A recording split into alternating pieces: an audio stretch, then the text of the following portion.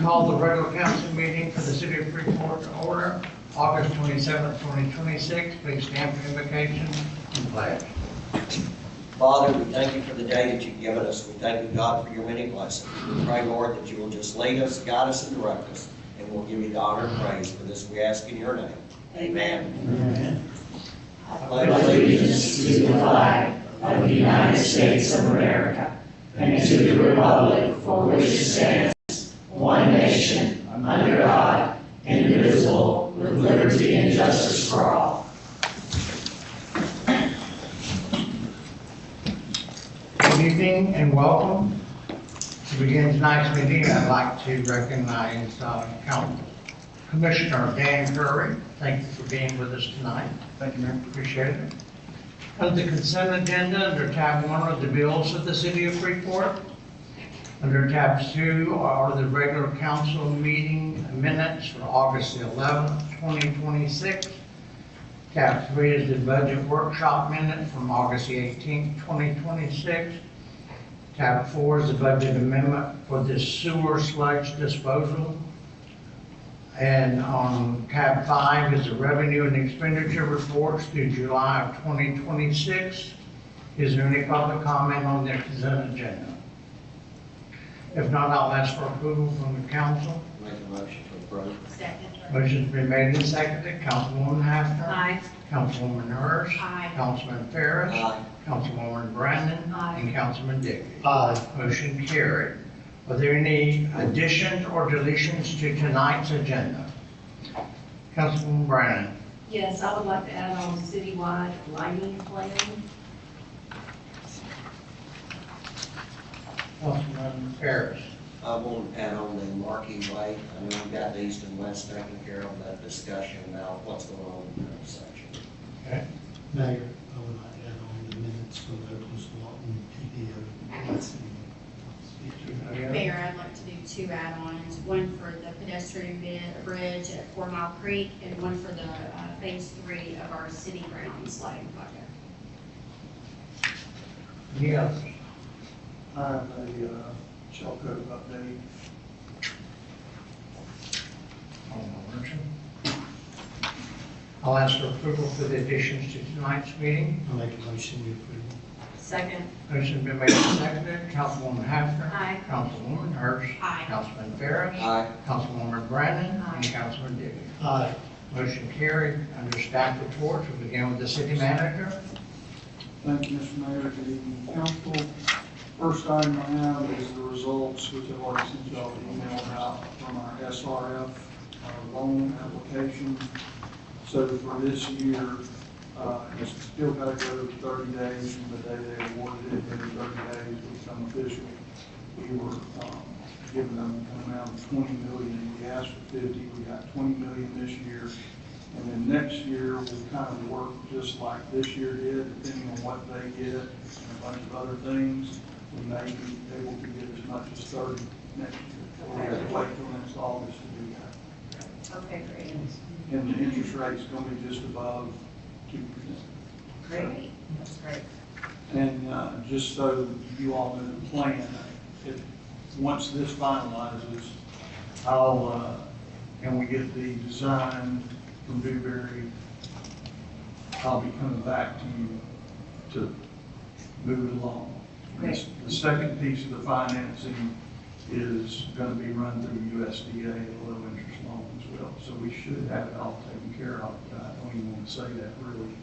That won't go wrong. My next item is Jackson Street, the North Jackson, South Jackson intersection improvements, which relate back to the turn lanes. You've got under tab 7 a survey request for $32.50, looking for approval for that. I'll make that motion. Second. Motion been made and seconded. Is there any further discussion? Councilwoman Brandon. Okay, we know we have to get the survey done. I'm also going to ask you about, I know there's a piece of property that we're going to have to eminent domain in that area or something you're talking about, a place that you needed the legal description to have that piece in because it goes and ties in with the other piece at Marquee Way. Right, So- yeah, so we need to go there. So are we going to have 2 different surveys? How's that going to go? Well, like ASAP, so I didn't know if we needed to do one little piece first and then, Yeah. you know. Good evening, council, mayor. Hello. Thank you for the opportunity. So the survey would cover both the intersections and also everything we need on 331. And after the survey is completed, we would do the alignment based on that survey. And then once the alignment's done, they can do just a legal and sketch in order for Clay to file what he has to file. And so the survey will be, that's one of the reasons I was trying to get Mark to get things moving, is because the faster we get the legal and sketch to Clay, the faster things can move on that. And timeline, any idea on how long? So I've requested a pre-application meeting with DOT. Waiting on a date for that. I also did some homework and found out that the 2018 turn lane warrant study can be used anyways. We don't have to redo that whole study, which would have been a big ticket item. The only thing we will have to do is we'll have to update the traffic counts on 331.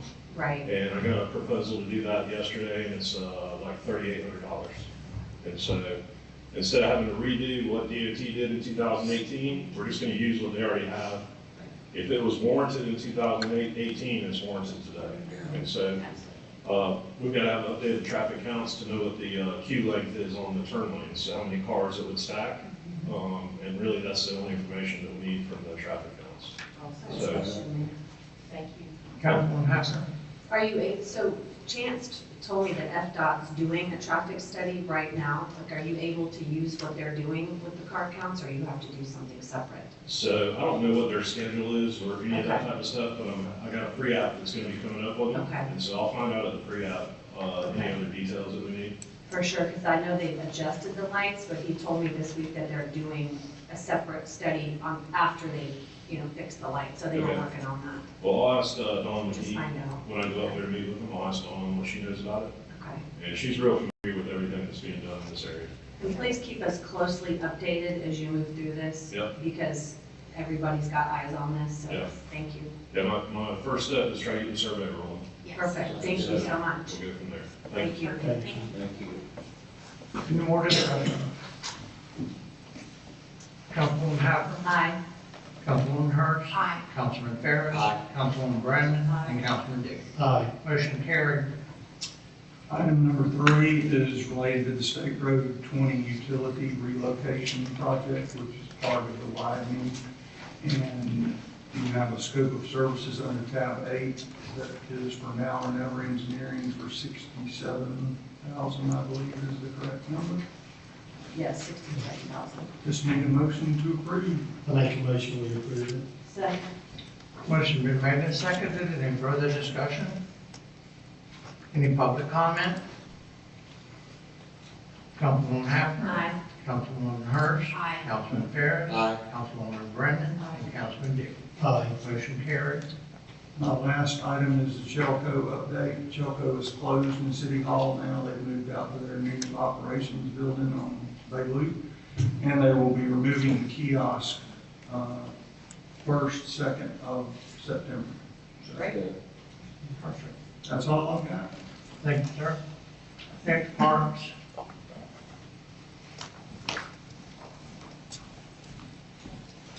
Evening, council, mayor. Hello. So I have one item on the agenda. It is looking for approval for the Freeport Little League. They're wanting to do a fundraiser at the sports complex on February 27th and 28th. It's pretty much an all-day event. If you have any questions, they're here to answer if you do. There is a site map that they've done already. It's in your book. So just looking for approval for that. I will make a motion to approve. Second. Motion been made and seconded. Any further discussion? I have one question. Yes, ma'am. What is the fundraiser for?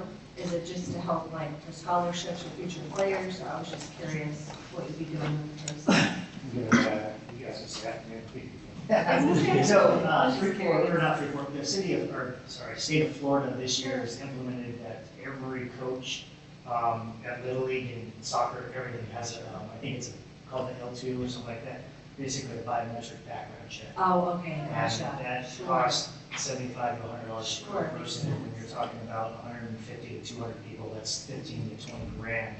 Wow. It's already hard enough to get coaches, Sure. volunteers, so we want to cover that as a week. Makes total sense.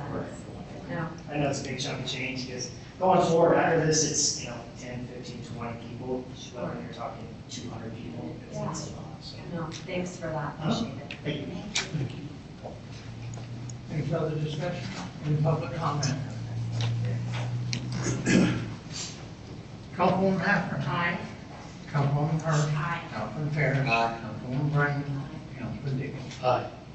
Motion carried. Thank you. Thank you. Planning.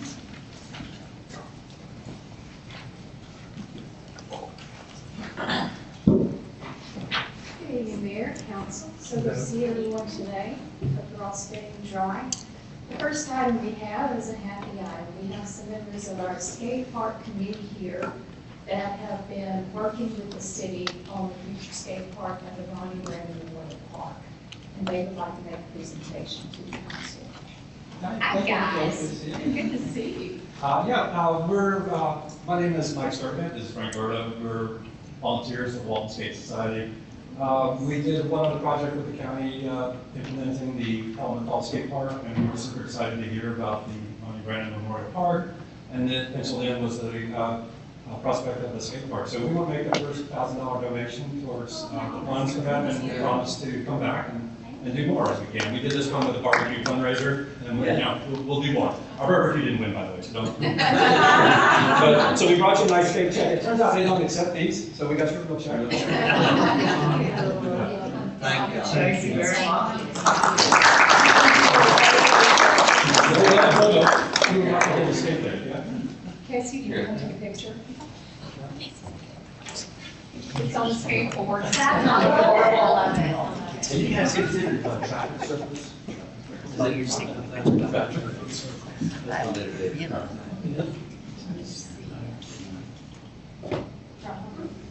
What's that? All right, good job. Everybody is? All right. Here, come over. We good? Yeah.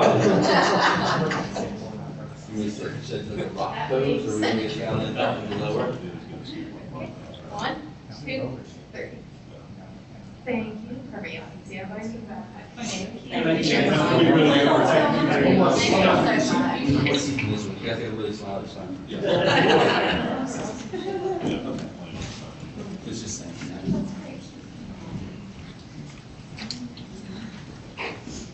Celebrate with really happy things. I love it. And speaking of happy things, the next item on your agenda, under tab 11, as you know, this Rita Paul donated property to the city for the Living History Park. And we're hard at work on that, keeping in touch with Ms. Kopp, letting her know where we are in the process. Made her very much aware that we're almost finished with, getting everything in place for the engineering. She's seen the site plan and everything. And we talked about the way we're going to connect the roads there, so a lot more people will have good access to the park. And she seemed very well satisfied. And as I talked to her last week, she says, I have another piece of property on Madison Street I would like to give the city. So I'm asking permission for the council to be able to work with Ms. Kopp, to work with one of our engineers to get a survey of the property and basically process it so that we could create a Madison Street Park. It's just under an acre of land. It's the old property of the past firms. Peter's is in. Okay? But it's just enough size to make a little neighborhood community park. It wouldn't have to have a whole lot of facilities, maybe a little parking lot, a bathroom, another playground, and some things around. It could be something very nice for a historic residential area in our community. And I'm looking for approval from the council to move forward with that. I make a motion for you to move forward. Second. Motion made and seconded. Any further discussion? Is there any public comment? Councilwoman Hafner. Aye. Councilwoman Hurst. Aye. Councilman Ferris. Aye. Councilwoman Brennan. And Councilman Dickens. Aye. Motion carried. I'm just full of good news. We've been talking about all the intersections on Highway 20 and the need to make sure that we're positioning ourselves to get all the different kinds of funding necessary.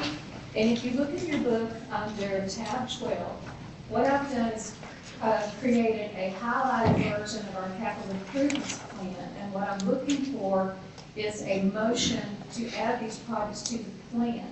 But also, once these are added to the plan, so they qualify for SCOP and SCRAP, safety improvement, transportation, intersection improvements, there's a lot of different funding opportunities for that.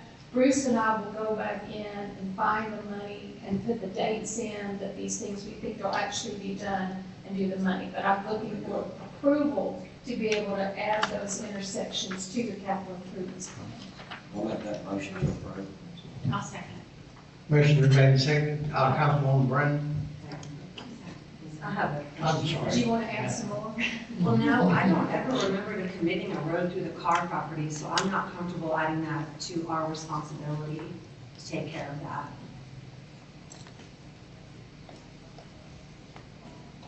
The last one on the list, we never made a commitment to do that I'm aware of. That's a pretty big undertaking. I think we need some more discussion about all that in the future, maybe. I'm not comfortable So with you want that me to today. delete the car Just- one? Just for today. We Okay. haven't discussed it at all. That's fine. Yeah, If that's the motion to do it with the removal of that item, I'm fine with that. I mean, after it's brought before the council and we actually have discussion on it and we agree to Are it. you amending your then I'm motion? okay. I'll Okay. second that. You need a second, okay. So it includes everything except for the Except for park the park. property. Yes. Correct. Any further discussion? Is there any public comment? Councilwoman Hatcher? Aye. Councilwoman Hurst? Aye. Councilman Ferris? Aye. Councilwoman Brennan? Aye. Councilman Dick? Aye. Motion carried. And for the next item, which was managed by Ms. Samantha Grace, I'm going to ask her to come up and present.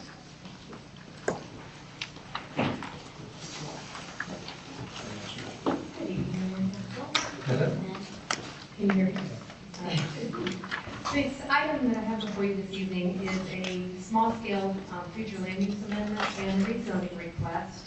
It is located on US 331 South, just north of Jones Drive. Currently, it is the location of 3 single-family homes, but they are requesting this change in order to put in an interior design office. It's currently rural village, both the future land use and the zoning. They're requesting to change the future land use to mixed use and the zoning to general commercial. It is right on 331 in our commercial corridor, and there are other businesses in the area which are consistent with the use that they're requesting. If you approve this, I'm requesting 2 motions to approve the first reading of the ordinance for the small scale amendment and first reading of the ordinance for the rezoning, and then advertise for the second reading. Do you have any questions for me? The engineer is also here if you have technical questions you could ask him.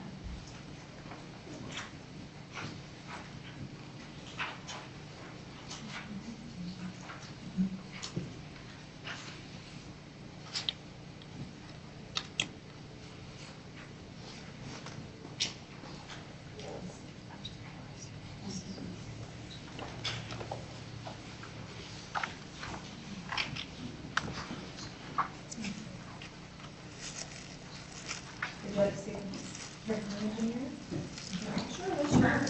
Probably not, right? I don't blame you. I'm Scott Jenkins with Jenkins Engineering, here representing the applicant. I think Samantha did a good job of explaining exactly what the request is. The property is located on 331 here, directly across the street from Chip Chandler, where the boat sales place is. Just north of there is where the building, the new commercial development, which will be Aldi's and Chick-fil-A and Wawa. Walmart, the big box is just directly up there. The zoning currently is rural village, but as you can see adjacent, the lighter colored blue is C1 already, so it's adjacent on both sides. The darker blue is C2, which is high intensity commercial.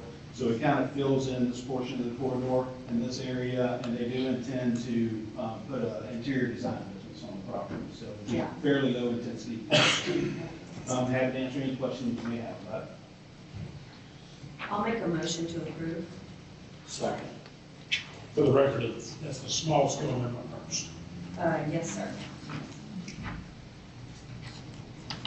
Any, discussion, public discussion, any public comment?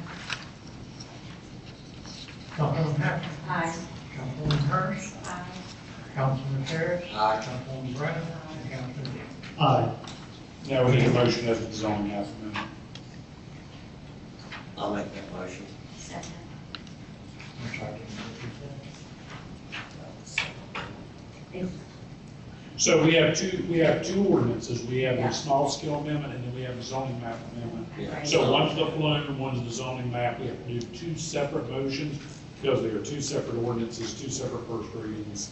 So both motions are to approve first reading and then to advertise and hold second reading, public hearing, and adoption. So if this motion passes, we'll then read both by title. Okay. Okay, so the motion's been made and seconded. Any further discussion? Any public comment? Councilwoman Hackett. Aye. Councilwoman Hurst. Aye. Councilman Ferris. Aye. Councilwoman Brennan. Aye. Councilman Dean. Aye. Motion carried. Thank you. Thank you so much. Wait, so do I need to do the first reading? Do you want you need to do the first reading. Yes. She's going to do the first reading of each ordinance. The first reading for the small scale amendment of the future land use. An ordinance amending the comprehensive plan of the city of Freeport, specifically the future land use map, specifically the parcel identified with property reference number 22-1S19-23000000240, containing approximately 1.43 acres more or less, from city future land use designation of RV to the city's MU mixed use future land use designation. The second ordinance, which is the zoning map amendment, is an ordinance amending the zoning map series included by reference in Article 3 of the Land Development Code of the City of Freeport, specifically the parcel identified with property reference number 22-1S19-2303000000240, containing approximately 1.43 acres more or less and described by the legal description contained in section 1 below, amending the zoning assignment from rural village to general commercial. Thank you. Thank you. The next item I have, we have received a request from a member of the council that we address the rules in terms of political signage. And if you look in your books under tab 14, I have included a summary of how we address political signage in the city. Political signs are included in the category of temporary signs, which announce temporary uses or events. And a political election is a temporary event. And then we have some parameters within the Land Development Code that are applicable to all temporary political signage. We have a section, protection and use of rights of way. They're not allowed to encroach into existing rights of way except for temporary use as authorized by the city of Freeport, specifically this council. And then there is a clear visibility triangle where you can't direct anything, and I've highlighted the graphic in the package that you can see what that looks like.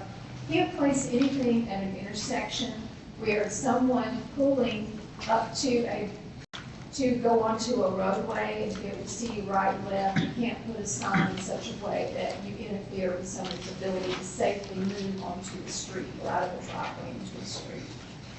And then we have politicals.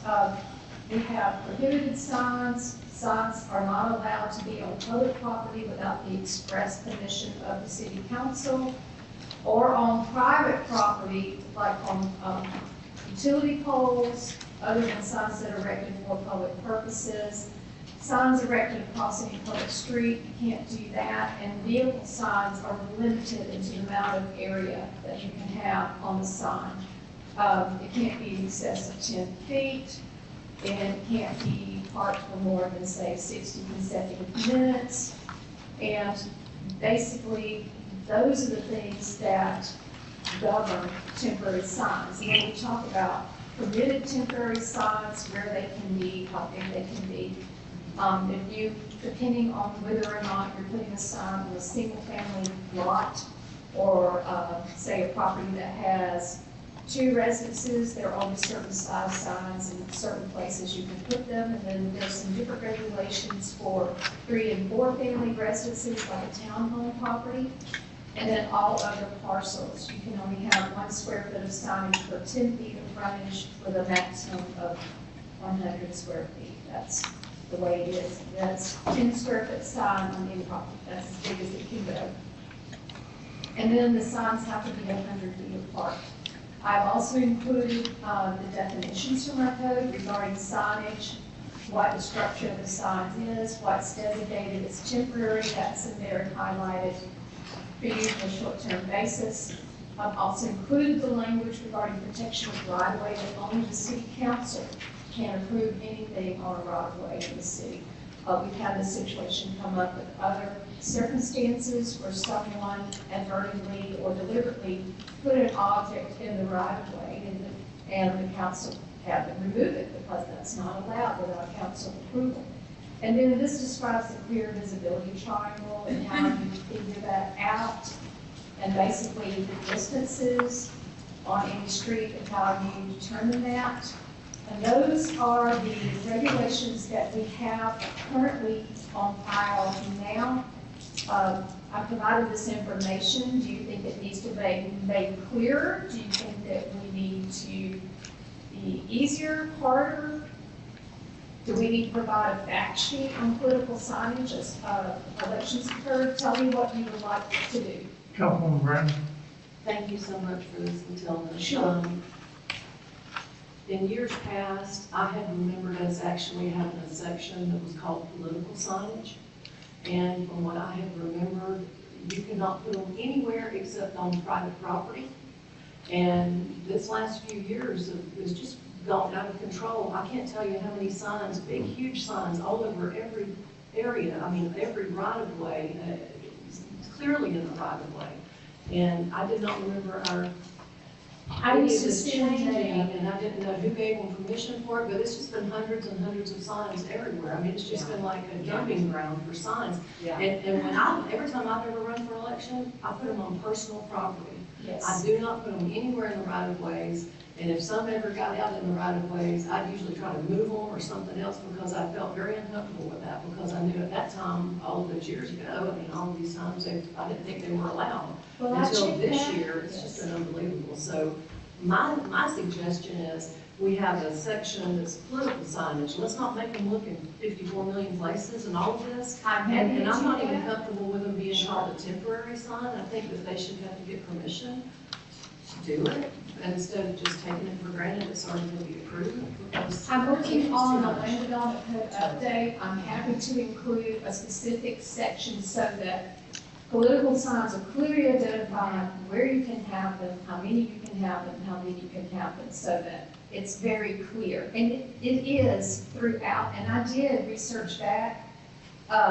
Probably what you're referring to is in years past, I provided to the supervisor election The one-page basic sheet rules, that says one-page political. sheet, political signage in the city of Freeport. That's Here's- what I was looking for. And that's the sheet that was always made available. So I think that it's time for us to go back to that very clear direction outside of just a temporary signage. And I'm happy to do that. And if the board gives me just the general assent, yes, we need to do this, I'll include it in the land development code amendment that I'm going to try to have ready maybe next month or the month Well, after. let's clarify, where are we specifically saying political signs will not be allowed? City property? City right of way? Right-of-ways. Without approval, yeah. Well, so here's what I would Or say. say it needs approval, yeah. Well, so here's what I'm saying.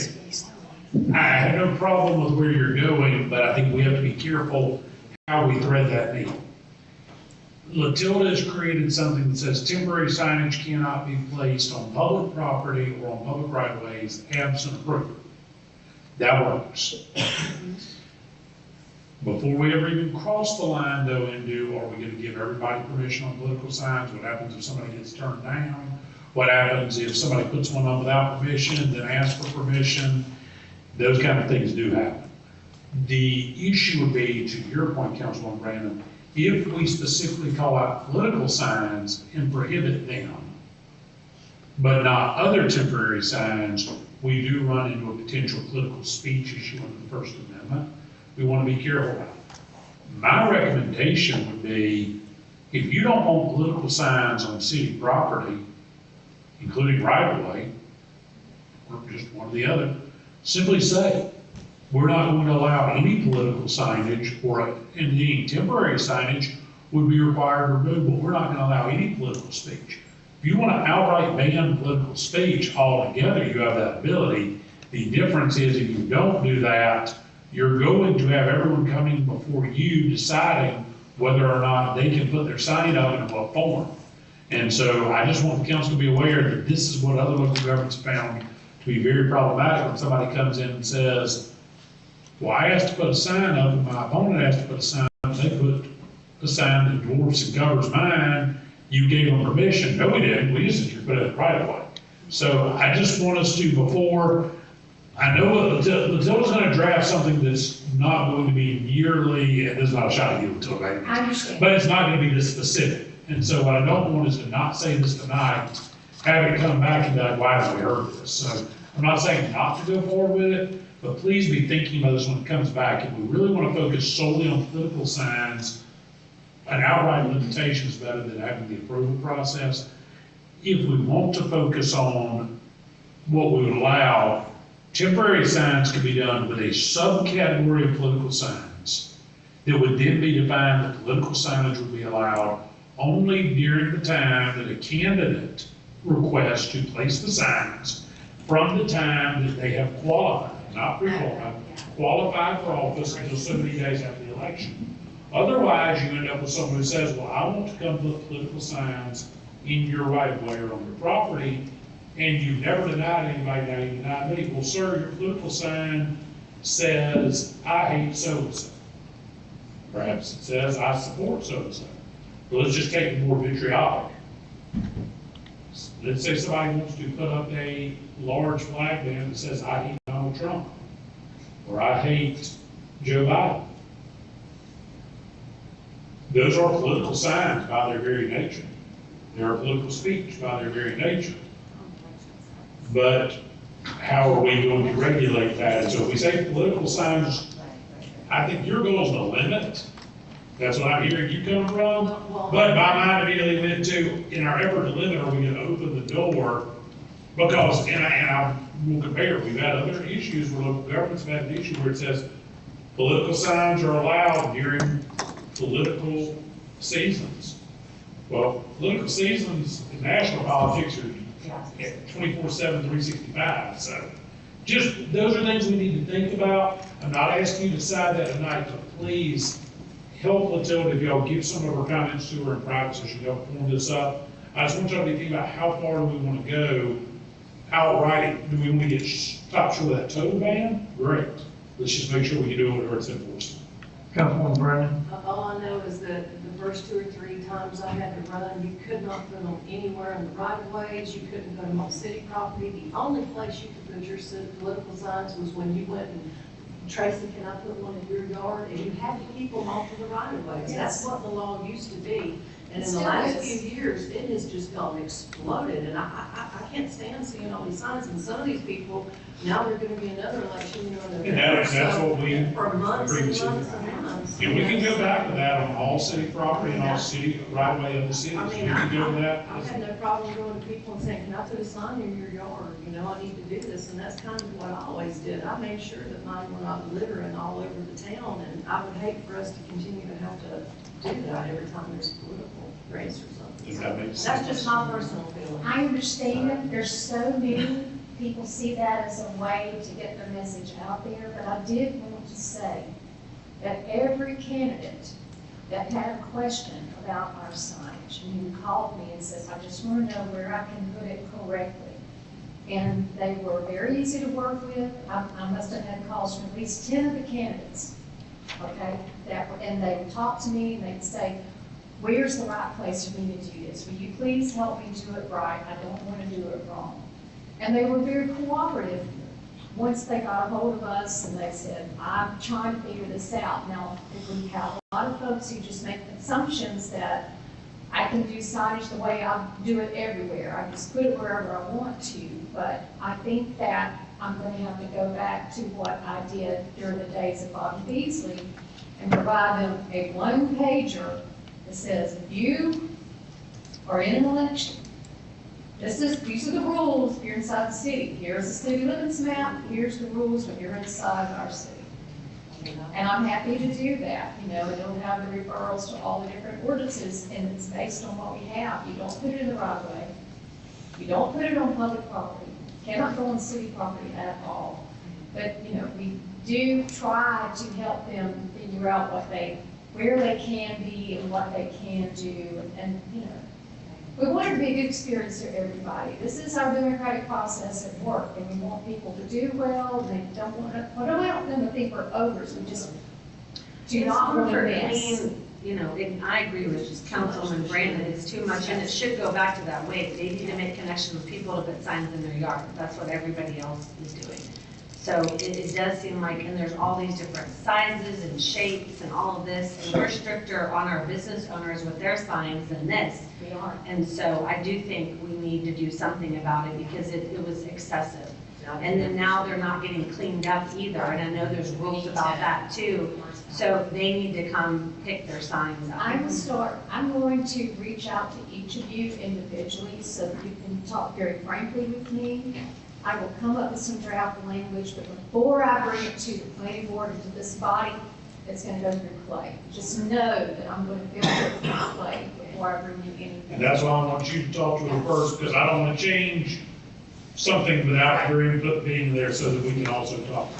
Okay. Well, we definitely need to have, like timeframes, and we need to have Well, we do multitude of now. signage, and I They're know we supposed to do, be but- gone 5 days after. But I mean, the like, election. the start of, does it say, specifically where she's qualified and like the duration? And I think the one page How many- makes it easier for everyone, Yes. particularly if they can pick it up with their qualifying package so they know the rules ahead of time. Is there a consequence for not picking it up within 5 days? I mean, they're probably not going to do Well, most have. Most of Okay. them have. We still have a few stragglers, and what we try to do is find a way to get a hold of them, to say, hey, we noticed that your sign's still here. It's supposed to be Right. gone within 5 days, and just please send somebody. Right. And we try to handle it tactfully, courteous. And I have one more thing. This is one more good thing. Don't you love it when I bring you good things and not problems? Mark and I were happy to attend the governor's conference in Bonifay last week. All of the local governments in Northwest Florida who were receiving funding of any kind were invited to come to meet with him. And we were very happy to be there. And the city received $75,000. I got to bring it back with me. I wanted to show it to you.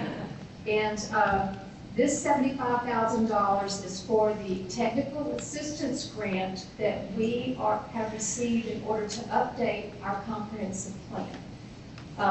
It needs to be done, and what we're doing is partnering with one of our rotational engineers, Anchor CEI, and they're doing this for several communities in our area, so this is very much in their wheelhouse. And what they're doing is updating all of our data and analysis regarding infrastructure and doing new population projections based on the population changes we had. We're looking at our existing infrastructure, looking at the population changes, what we're going to need to do in terms of improvements in the future. And this city has been so proactive about infrastructure. It's all going to be good news, but we do have to make some adjustments to our goals, objectives, and policies to enact some things that the legislature did. And this is just a great opportunity to get the data and analysis that backs up our goals, objectives, and policies done, so that when we submit this to the state, we can say, this is the most updated information about what we're doing in sewer, what we're doing in water, what we're doing on roads, roads are part of it, stormwater, solid waste, recreation, and open space. So it's going to be money very well spent. It's going to give us very current information. I want you to see this check. It's really good. Well, and so just to add on to that, just so you all know, this, the mayor gets them, I get them, all these pages of grant for this, grants for that. I always send them to Liberty Partners, and that's how we got this one. Liberty We sent it to Partners Liberty Partners. and submitted for this on our behalf. That's great. So your dollars at work. Thank you very much. Thank you. Moving into the new business for the evening. First on the agenda is Lawton County Commissioner Dan Curry, traffic enforcement. Don't worry, I'm not gonna ask for any sign placement yet, I got 2 years, so. I would ask to raise this up. First of all, I want to really personally apologize. I did not mean to overstep any boundaries when I brought it up to the county commission about moving some priorities on 331 and 20. I apologize if that was an issue. I didn't mean anything by it. I see a problem, I try to fix it. So, but I did want to come here because of that. And I don't know if you watched the Tuesday PCC meeting. It was better than Netflix, but I think we have an opportunity to kind of work together, and I wanted to make sure I had everything on paper, so I don't go off beat and the mayor gavels me out. So, good evening, Mayor, council members. I appreciate the opportunity to speak with you tonight about something that affects every one of our communities every single day, our roads and transportation infrastructure. As commissioners, council members, and public officials, we may have different responsibilities and different jurisdictions, but we share the same goal, making sure our communities are safe and have reliable and well-maintained roads. The reality is that infrastructure does not recognize political boundaries.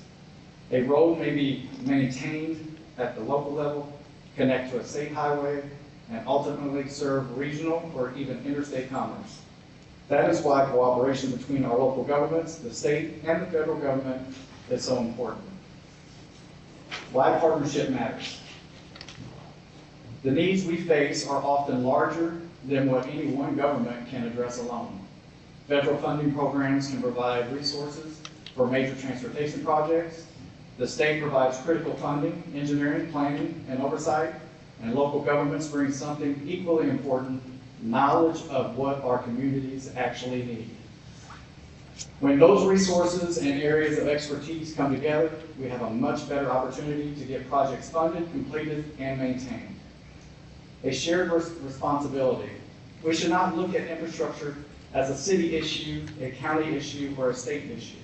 It is a community issue. Whether we're talking about road conditions, traffic, drainage, safety improvements, or future transportation needs, these issues affect our residents, businesses, emergency services, and our local economy. That means we need to communicate with one another, coordinate our priorities, and look for opportunities to work together rather than addressing these challenges independently. Moving forward, I believe there is a real opportunity for us to strengthen that partnership. As commissioners, we want to be a resource to the city of Freeport. Likewise, we need the city's input and local perspective when transportation priorities are being discussed at the county, state, and federal levels. If we communicate early, identify common priorities, and present a united message, we have a stronger voice when seeking funding and support for the infrastructure of our community's needs. At the end of the day, our residents don't really care which level of government is responsible for a particular stretch of pavement. They care that the road is safe, that traffic moves, that businesses can operate, and that their tax dollars are being put to good use. That's why I believe in working together. It's not just beneficial, it is necessary. Our jurisdictions may have different responsibilities, but we have the same roads, the same residents, and the same future. Let's work together to make sure the infrastructure connecting our communities is ready for the future. Before I close, I want to share an idea that I believe could make a real difference in how we approach infrastructure in Walton County.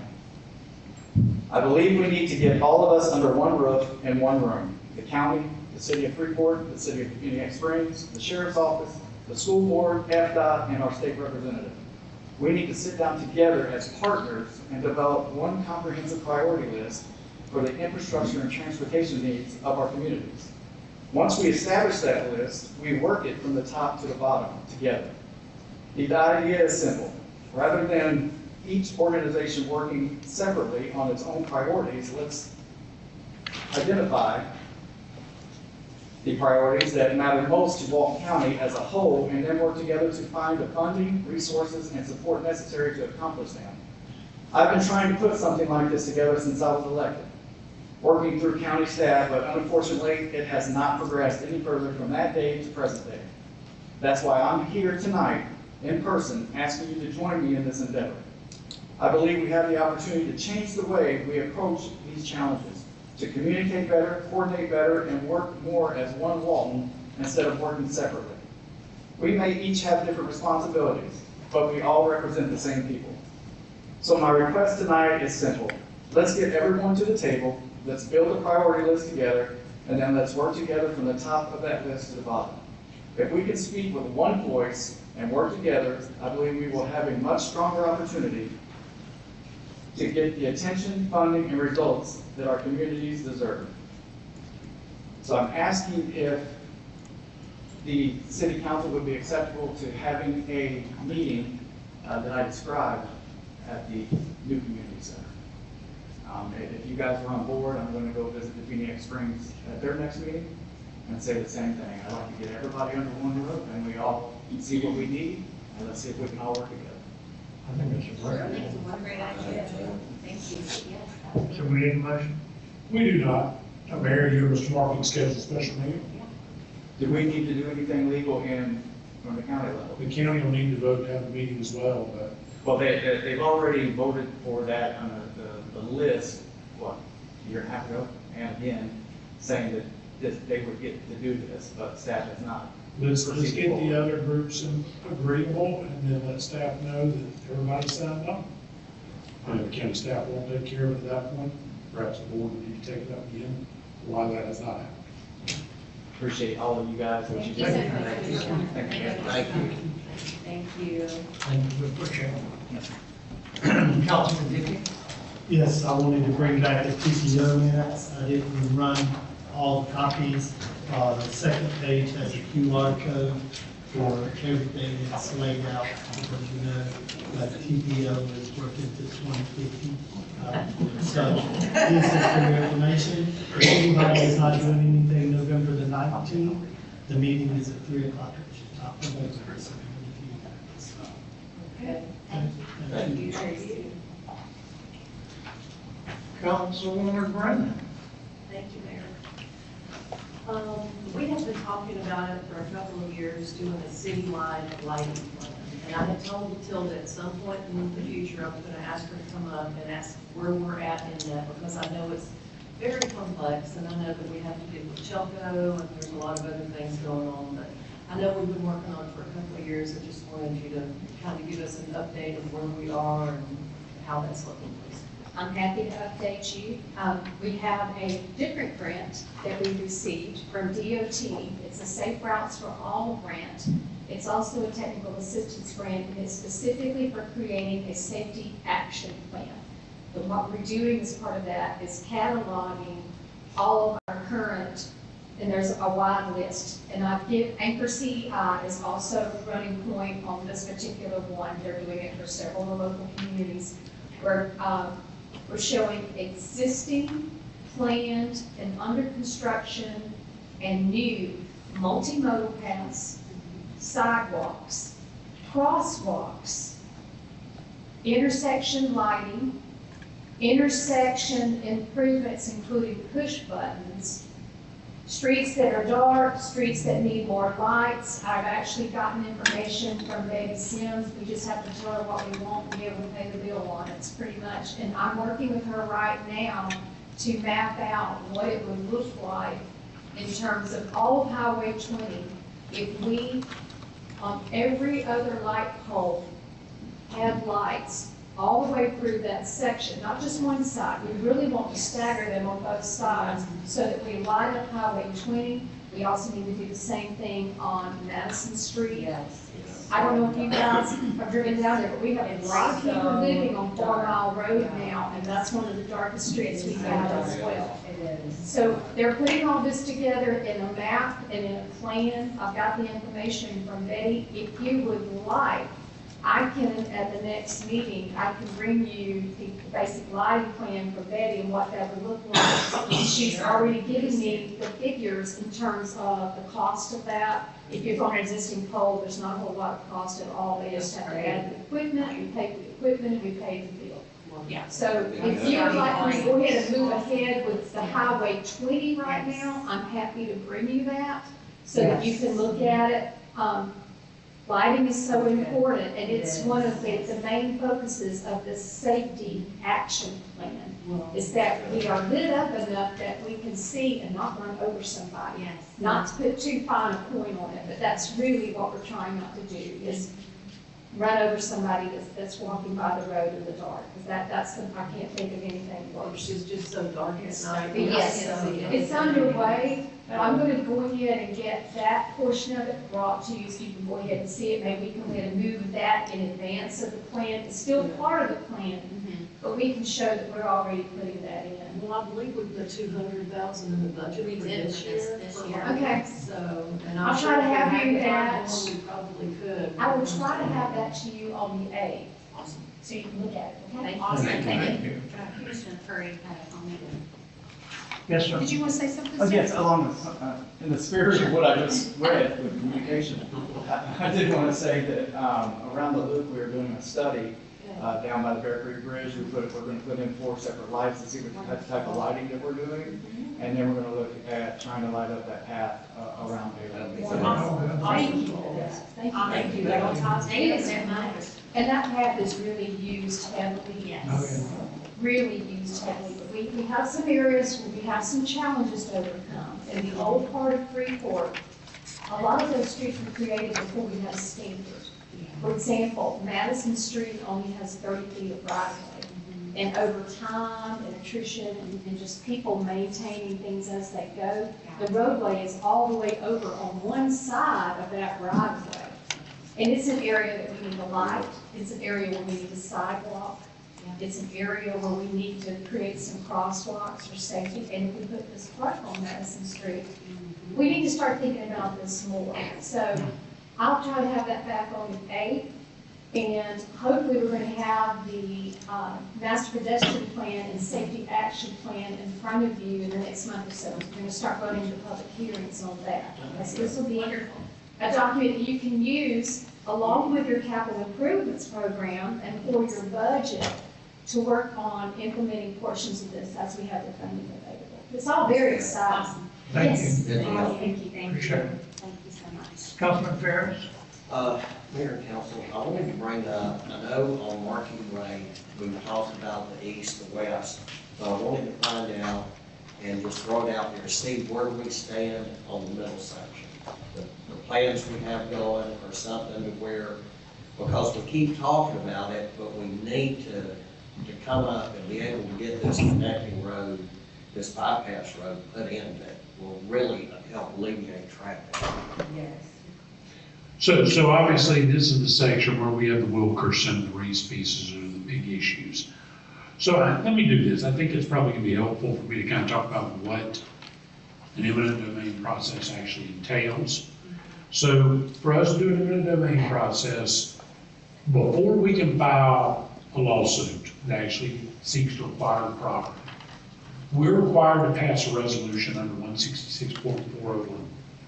That is a specific requirement for local government, specific municipalities, 166 being section of Florida statute that governs our authority. In fact, that is right of eminent domain is that section. So you can't really look at chapter 73 and then the supplemental chapter 74 for what we have to do. That resolution has historically been seen as an obligation of the city to exercise its rights, but not necessarily an obligation to be part of the lawsuit itself. It has been determined by the Florida First District Court of Appeal, which is the district we sit in, in a case out of Washington County called Barrett, came out in 2017, that the resolution needs to be part of the pleading because if you don't have it, you have not exercised your authority correctly. So now we know resolutions are required. The problem is what actually happened in Barrett and what is where we are right now. So where we are right now is I received the first time last Wednesday right-of-way maps. Your right-of-way maps and your legal descriptions, and Cliff's been great at getting the legal descriptions, but your actual right-of-way maps are something that we are expected to attach to that resolution. So, got those last Wednesday. So, a little late for your agenda, but let's hypothetically say I brought it to you today. I am told that where we are plan-wise is that we went from phase 1 being in one set to phase 1 and 2 being combined. I'm further told, Mr. Martin's confirmed this in writing with our engineers, Charlie Howard, this, that we're at 85% design plans. I think that was kind of an approximation, but we're not final. One thing that was interesting in the right-of-way maps that Mr. Martin and I received last Wednesday from Mr. Payne was that in my maps, I got a new parcel that I wasn't familiar with, and it was a parcel dealing with state lands. Now, I can tell you, I went back and looked, going back when we first started this discussion back in 23, Mr. Dowler spent a lot of time finding designs and working with us. Mr. Martin, I've talked a great time. How can we avoid state lands? There are some state lands there. It's not that we don't think the state will work with us. We just know that any time you're going to have to go ask the state for land, for an easement or otherwise, it could take more time and it could become a problem. If the state denies us, it changes everything. Mr. Feeney has told us, and he's represented us in email, that he sees the small piece of wetlands that we're kind of crossing there. We should easily be able to get an easement. That's the thing we said. It would not be a problem to get an easement for the state. We don't have that right now, by the way. We certainly aren't filing eminent domain against the state. So that being included in my right-of-way map package, kind of irrelevant to me, but I will say this. What happened in Barrett was, the basic question was the petition for condemnation rendered defective on its face legally by the attachment of a project resolution to the petition that contained outdated maps? The First District Court of Appeals said the project resolution authorizing the project attached to the petition caused the petition to be defective and could not allow the property to be taken where the resolution showed outdated right-of-way maps and did not properly reflect the land sought to be condemned. Now, while the First District, as part of that, they backed up on a 1974 opinion that talked about whether that type of pleading requirement under Chapter 73 was jurisdictional in nature or not. The effect of all that is that for a city to do this right, we don't have to have 100% plans. I want to be very clear. Nothing in the statute says 100% plans. In fact, when we give notice to people that we intend to take your property, we have 15 days from the date they ask for the plans to give them the plans, quote, to the extent they exist or have been prepared, close quote. So it's not a function of you need 60% plans, which a case interpreting by read out of the 5th District a couple of years ago said you need to be somewhere between 60 and 65% minimum. We don't have to be 85%, we don't have to be 100%. But our right-of-way maps better be identical to what you approve. Because if that changes, we got to start all over. And it's a jurisdictional defect, which means the case is being thrown out, you got to start all the way over. So I want the board to understand that up until last Wednesday, while I had legal descriptions, I didn't have a full right-of-way maps because, and I do think, by the way, I don't want this to come across as though I'm suggesting Ollie Allen didn't do something right or they drove their heels on this. They were responsive to Mr. Martin. But I do want the council to understand that when the decision was made to kind of roll phase 1, phase 2 together and push ahead with all of this, there were a lot of problems. And I think Matilda and Mark would chime in and they'll certainly correct me if I'm wrong, by the way, as will Cliff. There are a lot of things our engineering teams have been working for, they've represented us, that they've been working to avoid problems. So they've changed this, they've changed that. So they've been changing all of this. I want to be clear with you too. The question is, well, you've always known you needed the property. I've had that question asked of me. Sure. We know we need a portion of the Wilkerson property. We need a portion of the Reese property. These are not, in the Reese case, a small piece of property. To say we need all that property is not accurate. We need to know exactly what we need. So there's a case that came out after I read that applied boundary. In that case, the locality decided to do something a little different than attach maps, because maps might be imprecise. You just have to map it. So they went full beats and bounds legal descriptions. In that case, they ended up getting it right. Their legal descriptions matched one-to-one, except their petition got turned down too at the appellate court level. Why? Because the legal descriptions they offered 2 legal descriptions per parcel, because it was going to be variable where they might actually end up. So the court said, well, that's not good enough. You need one legal description that closes. You can't leave it open. You can't leave it up. Well, it's going to come to this point, then we're going to decide. You have to close the legal. So again, it was deemed effective.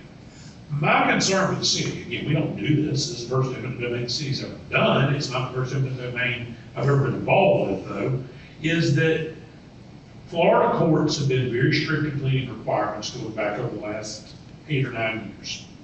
And we know exactly what has to be in our Chapter 166.401 petition.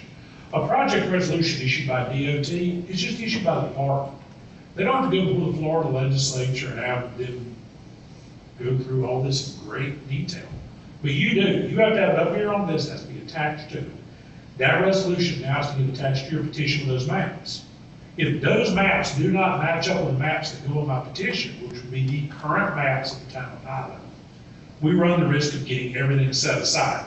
So I'm not telling you we're a long way off, but I am telling you that it was concerning to me at least that when I finally did get my maps, which is what we should be starting with, which got right here, reads the whole petition start to finish, it's ready to go. What does concern me, and I just want the council to be aware of this is the first time Mr. Martin and I had heard with any kind of conclusivity last week that we were going to be going after a piece of state lands. And while it might not make a difference, or we're told it won't make a difference, or we're told it won't be a problem, I don't know how confident you are. I mean, I'm fine with the kind of Spartan creed to come back with my shield on if I go to court, but just be clear, if I come back either way to you without an order granting the taking, we're going to be starting over and it's going to just delay this even more. So I don't know that we've not backed ourselves into a bit of a proverbial corner by fixing all of these little issues piecemeal, to the point where we're at 85% plans. We're told pretty well that we're good. Look, if we know we're going to hold our footprint, we know I can identify the parcels and the specific pieces of land I'm getting, the legals that I got, that Cliff had worked on previously hold true, and those maps hold true, we're fine. But the residual exposure we get is any post-adoption movement of any taking line creates an ambiguity of the legals, which means we've got to come back and start over. That's frustrating. I want y'all to understand this. I'm talking about a very semantic and legal process. I hate that I started this 3 years ago with you, and we just now have the maps that it would be necessary for me to present your resolution last Wednesday. I hate that. And I hate that I'm telling you I can't bring it to you today, but I hope you understand my reasoning for that, is that it's not a lack of confidence in you. It's not a confidence that we're not going to be told, oh, well, you can't get that easy, you're going to get something else. Or we now need to go back to one of the solutions that Raleigh House involved, Mr. and I worked diligently on, to find a way to avoid the state lands altogether. Those seem great to me, but that's not what I've been given. So I apologize if that comes across to the council or any constituent of yours that this is an excuse or otherwise, but I told you I wanted to give you an update of where we are. Well, we did try to get ahead of this. We did try to work in advance with sending notices, but I'm going to be candid. Guys, we know one person's not going to ever pay what we think the appraised value is. We've always known that. We know the Reese parcel has a bunch of errors that we're not going to be able to find all of, so we're going to have to go through a different process there. We never expected to get a request for an appraisal, for plans or otherwise. We checked the box. But now I get maps in my inbox that include a piece of state land that we never knew was in play, or at least we didn't think was in play. And I don't doubt that they think it's gonna work or that this isn't a better alignment. I trust what our engineers tell us. But it's not gonna be the engineer who gets to say, well, Judge, this is why it changed and it's okay. Yeah. They learned that lesson the hard way over in Chipley. And by the way, that's a Judge Ian Chipley ruling against right there. I mean, and by the way, DOT's sitting right there in Chipley. You don't think that's a tough ruling to get issued? I mean, that's a tough ruling to take. And they had to start over. And by the way, in that case, just to talk about how bad that went, that was the second attempt to take that parcel. Their first take of that parcel got turned down because it was an overbroad ask, because they asked for too much land. So they came in and reduced the scope of the land, but attached the original right-of-way maps, which never got updated. Mind you, the original right-of-way map still showed this parcel was gonna be taken, but it was the west piece. The district court said that fails. We're close, guys, we're very close, but I definitely don't wanna do this wrong. I want it done right for you. So to the extent you get asked by anyone, well, why hasn't this moved forward? Well, we just never got our right-of-way maps. Our plans have incrementally inched along, but we need to make sure they're the final plans. Like, will you be staying involved in this to? That was the first email I've got with right-of-way maps. That was what I've been waiting on this whole time. I am gonna be involved in it every step of the way, because at this point in time, I gotta make sure what is being sent is something I can get, because the very next step is a resolution to you. And I need to make sure that resolution is not gonna change before I go to a court of law. Yeah. Okay. So, Well, thanks for that update. I want to give you all a few examples of some of the craziness that I've dealt with in this. Well, Clay can verify this. 2 years ago, the Reese parcel had a contract on it, and we were told they're gonna clear up this title work. And Clay said, great, bring it on. 60 days later, they're not gonna close because probably they couldn't. So that. Well, I was gonna say earlier, the title agent called and asked me for my underwriter's policy, because they weren't finding a way to clear it. And I said, well, I couldn't find a way either, so I'll send you mine. They found mine, and the response I got from the attorney representing them was, well, this is probably not gonna happen because you got 5 more exceptions that we didn't even pick up. This is a disaster. That was a direct quote, this was a disaster. So, and I've probably not done a good job in keeping y'all up to speed on all this kind of craziness, but if John and Kenny were here, or Clay, I don't think they've heard much out of me except, hurry up, let's get it done, hurry up, hurry up, hurry up. Mark's big guys, he's said a lot worse than that. But he's exactly right, he is. So another very early on and then a late example, because these matter. I mean, the right-of-way maps and the maps in general on the project, all they have is changed them 5 different times. Wow. Because of not, oh, I don't like the way this looks, to make it line up right here, or do some engineering something here, avoid a water main, or that goes to the well behind City Hall, avoid us having to get a easement from Murphy on Shipyard. And go back to the beginning one, Latilda and her keen negotiating skills, and me behind her, we can make one of these problems go away real quick, which is the Reese side. Y'all want to write a check for $8 million for that parcel that's all underwater? That'll make this go away real quick, because that's what the guy told me that they wanted. That's a little person outrage. Sorry, yeah. I couldn't even endorse you on Reese because I can't say what over. That would be a deal for the Reese parcel. Yeah, if we could find who could legally sign it over. So, when a different engineering firm drew up Freeport Living History Park for the stormwater to go where it needs to go for that project, it encroaches on Marquee Way. Got to move one or the other. So it is, I could sit up here till midnight and tell y'all all the craziness. But if anybody believes we play all day Howell, I'm sure I'm on their dartboard at their office. Latilda's in these meetings every 2 weeks when we talk to them. Hopefully I'll just stay on it. But you know, I'm glad that this is discussed because, you know, we've been trying. All of us. Yes, have that's right. been trying to City get has, something to help the citizens of Freeport with this road problem. Supposedly, allegedly, December 1st, they're gonna put stage 1 and stage 2 out for bid. Yeah. So cross your fingers and knock on some wood, whatever. And First, hopefully we should be get getting what bills. we need in terms of the map. And I do want to say this again, because I made it very clear to Mr. Feeney, and if he were here, I'd want him to at least be able to comment on this. My issue is not with the lack of complete plans. I've gone through ample Florida case law. Plans don't have to be filed with a petition because they're not necessary. So if you do file plans with petition and they're not full and they're not complete, that's not a problem, as long as your resolution has maps that are accurate. Right. It's been very clear that the insufficiency of plans, if the plans themselves are wholly deficient, they can't overturn your necessity determination. So that's even better. And then the resolution can be valid before detailed engineering is complete, provided the right-of-way maps end up being the same ones in the petition.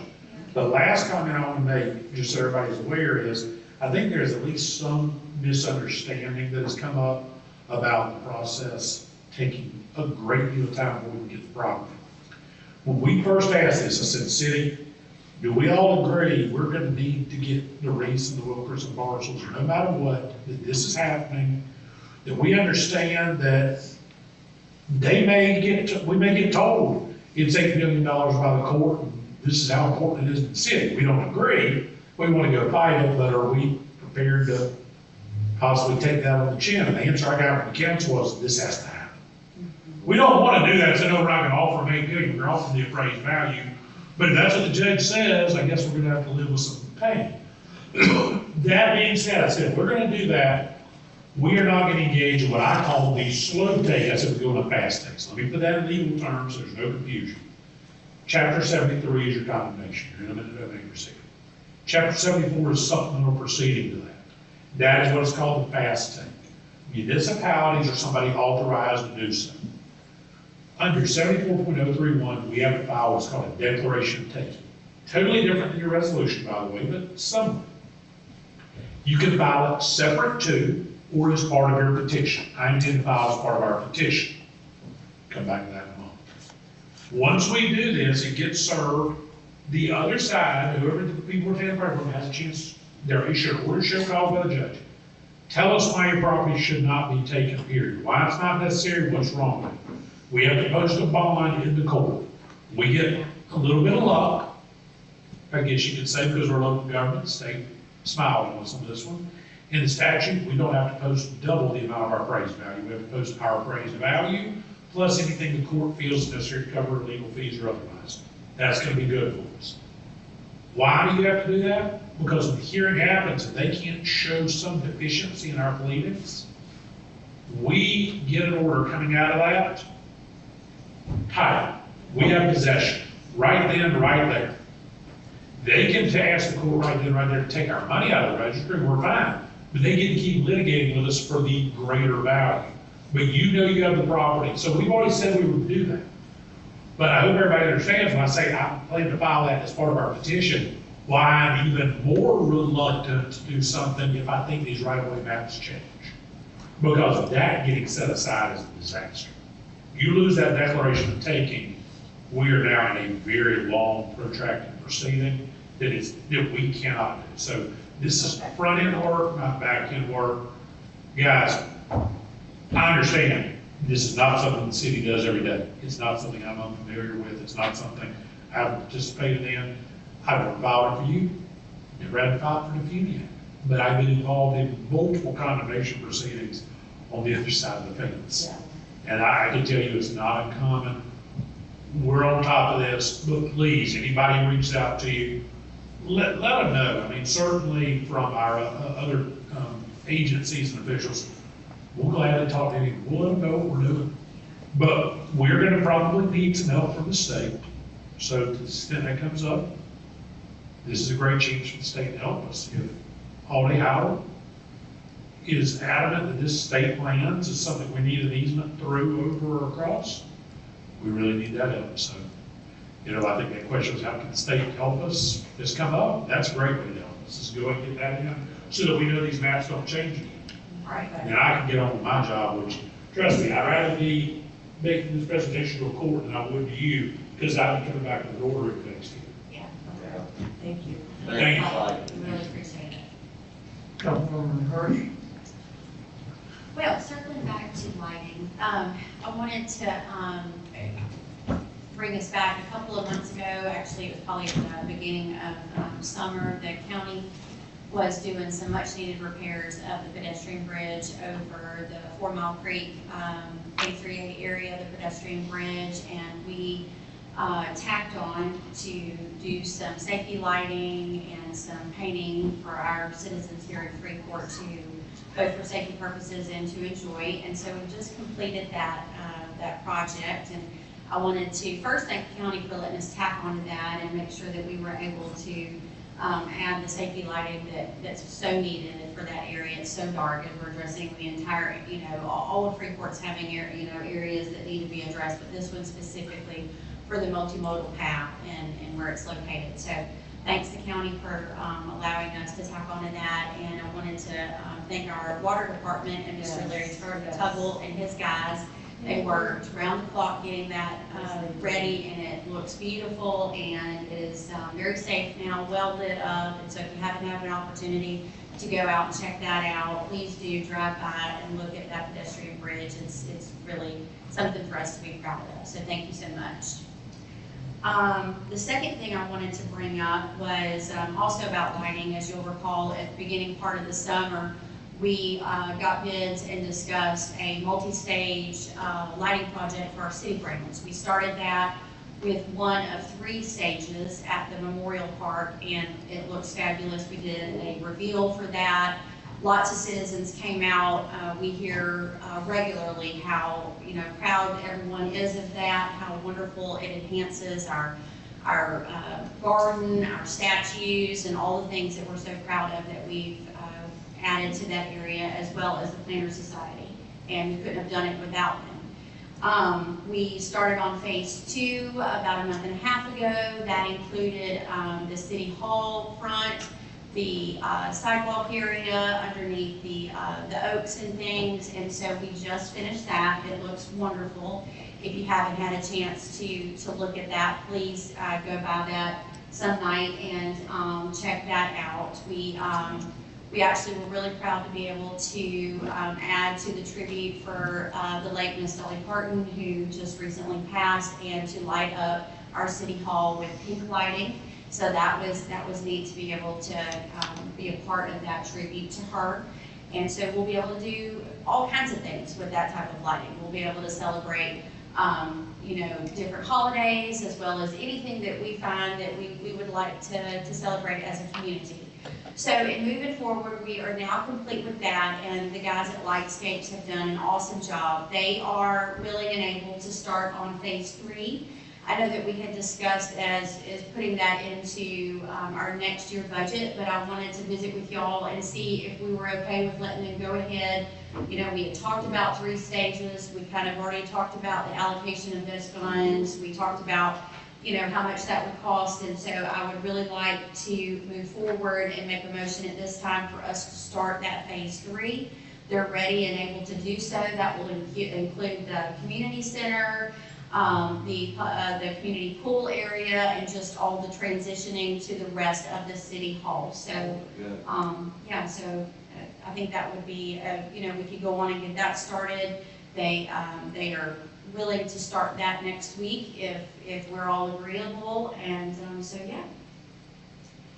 I made the motion, yes. So I made the motion. I'm sorry. Yes, thank you. Motion been made and seconded. Any further discussion? Is that in this year's budget? So we discussed it. Well, yeah, we discussed it, and so it wasn't an itemized, budgeted. Would you like to, yes, thanks, Bruce. Sure. We originally, for fiscal year '26, we carried it as an earmark, but we did not release it in the budget. It was not published as part of the budget. With the phase 1 and 2, when we came to those, we did a budget amendment and we got that in for fiscal year '26. What we're carrying for phase 3 is fiscal year '27, but if you approve this, we would take that out of fiscal year '27 budget, that would be removed for our final hearing. But then we could do a budget amendment and do that in fiscal year '26. But we do not have actually a budget set for that. So it'd just be bringing it forward and doing it with a budget amendment fiscal year '26 and not carried in our budget for '27. Is there just a reason we can't wait till after October 1st for them to start it? It's just a few weeks. Well, it is, but they're on site and they've positioned themselves to continue. And so, we'd like to get in line for those type of projects and get it going. There's not a big budget amendment. I don't really like doing that, but I'd rather wait till after the fiscal year, but whatever the council wants to do is fine. Do we have an amount or total that you have? We do, Bruce. Would you let them know do you have that? Yes, it's 58,700, and there would be a little bit of work that the city would do in getting some of the water. Do we know if there's gonna be a mobilization fee or any increase in that cost if they don't do it while they're already set up? I don't believe that we know that at this time. I don't think we have. That would typically be one of the reasons why you look at doing a budget amendment. Right. Is when it's effectively a Right. change order or an addition to something you're already doing to keep somebody from having to come back out and charge you. I just don't know if that's the case here or not. Right. Well, I would assume that there probably is something, but I don't know. I haven't seen anything like that. I don't think that happened whenever we had a gap between phase 1 and phase 2. There wasn't a remote fee associated with phase 2. Right. I think when I read the invoice, the major part of it was ordering the materials, the equipment. Yes. And then there were two $10,000 increments on the back end as they got everything installed. When they got to a certain point, they would do a draw for the 10,000, and the final 10,000 would be at the end after the inspection, I believe. Right, and that's consistent with what we did with phase 1 and 2. The upfront deposit allowed them to order the equipment, and then as they advanced, pay additional installments. Well, he had said to me the other night when we were changing the light to pink, that in order to go to the next phase, he needed to order the supplies to do it. And that's the reason it needed to be brought up. Right. Oh, okay, that makes sense. So motion's been made and seconded. Is there any further discussion? Any public comment? Councilwoman Hafner. Aye. Councilwoman Hurst. Aye. Councilman Ferris. Aye. Councilwoman Brandon. Aye. And Councilman Zia. Aye. Motion carried. Anything? Did you have any other? I do, I have No, I Yeah. think you do. No, I'm sorry. That was it. Thank you. Councilwoman Hafner. Thank you. I wanted to bring up, I know we're still working on Marquee Way, but I think we need to start thinking about another potential bypass road. I had a great conversation with Representative Abbott, and he and I were speaking about this, and he said, y'all need to come up with another option for another bypass to move traffic through town with kind of Highway 20 being shelved. So I wanted to ask the council if we can direct Mark to work with an engineering firm to start trying to identify other potential options. I see this little, bypass road kind of above 331 and 20, this little, lights with the ... could be a potential option, but I just wanted to get us, since this is taking so long from Marquee Way, I wanted us to start potentially thinking about the next option to move traffic through. So I was just asking if the council's okay with Mark starting to work on that with an engineering firm from our approved list.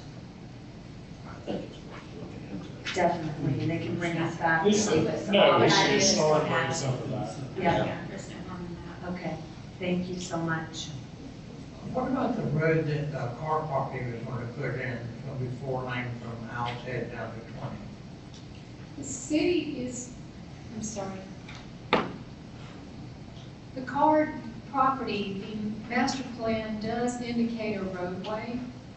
And in their initial master plan that they did, they showed it coming from 331 North through their property down to 20, and then across 20 down to 3280. Now, my understanding, even though I haven't seen it yet, I'm reviewing it right now, they've submitted to do some revisions where they adjust the location of that road as well as some other things, and it will not be a straight shot road, particularly through from 20 to 3280. It will be splintered out into multiple roads throughout their development. Also, that's a private development. Right. Now, they are planning to donate property to the school district for 2 schools and for a city park. And I know that there will be road improvements associated with that. And I think that they're going to be looking for help for a lot of people, not necessarily the city, to try to get some help building that road. I don't know if they're going to try to get a grant through the state. I don't know if they're going to ask help from the county. The school district, obviously, wherever they locate the school, is going to need roads built to the school. Right. And the school district does not build roads. That is not their function. They build schools, but they do not build roads. Right. The city does not have a road department. You know, so I think that this is a situation where they're going to need, you know, they're thinking someone other than them is going to build that road, and they need to talk to their representatives, and they need to see what they can do to get that road built. I'm probably going to have that project in front of you, I know before Christmas, probably in November. Okay. So you'll get to see it, but then I think that just the sheer size of the project and the way that's going to affect the east side of the city, I'm asking for input from Walton County Public Works. Right. I'm going to make sure that Chance Powell has an opportunity to look at it, you know, as the head of the engineering department. Right. They have a long-range plan for traffic, which includes a roadway on the east side of the city in some form or fashion. You know, that's part of their long-range plan, is to have that road there. Who and how that's built, we do not know yet. Well, and I kind of feel like we need more relief on this side of, you know, this side of town I versus agree the with other you, side, which is why I was Councilwoman looking at, Hackman, you know, especially something else over here. Now that we have a new traffic light there, you know, there may be some opportunities to create a northern roadway that comes across, you know, like a relief valve where people going to Destin, because right now, they're going down Jackson Street. I know. Now, Google has no idea. I know. You know what I'm saying? But absolutely, this is something that needs to happen. We've got to have more roadways, not less. And especially since we've been given the news that Highway 20 is not planned to be 4-lane, that means we're going to have to find alternative solutions to relieve the traffic congestion. Definitely. So I think that's a great idea. I'll help in any way that I can. That's good. Thank you so much. Sure. No, sir. Is there any public comment? No, meeting's adjourned.